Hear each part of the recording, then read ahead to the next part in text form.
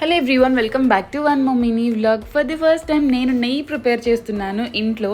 ఎప్పుడు నెయ్యి కావాలన్నా నేను నెల్లూరు నుంచి వచ్చేటప్పుడు తెచ్చుకుంటాను. ఎదర్ అమ్మ కానీ పంపిస్తుంటుంది, అత్తమ్మ ఆర్ పిన్ని ఎవరో ఒకరు నెయ్యి పంపిస్తూ ఉంటారనమాట. కానీ నేను స్వయంగా హోమ్ మేడ్ గీ ప్రిపేర్ చేస్తున్నాను. ఎందుకంటే రీసెంట్గా మేము కంట్రీ డిలైట్ నుంచి పాలు తెప్పించుకుంటున్నాము. అవి చాలా చిక్కగా ఉంటాయి. పెరుగు చేసుకున్న ప్రతిసారి పైన మీగడని పక్కన పెట్టేసి ఇలా 10 days తర్వాత దాన్ని ఆ మీగడ మొత్తం మిక్సీలో వేసేసి కొంచెం వాటర్ యాడ్ చేసుకొని బాగా మిక్సీ పట్టేసామంటే పైనంతా వెన్న వచ్చేస్తుంది. ఆ వెన్నని ఇలా కాసేయడమే. వెన్నంతా కరిగి కొంచెం కలర్ చేంజ్ అవుతూ అరోమా వస్తున్న టైంలో ఇలా దించేసుకొని వడకట్టుకుంటున్నాను అనమాట.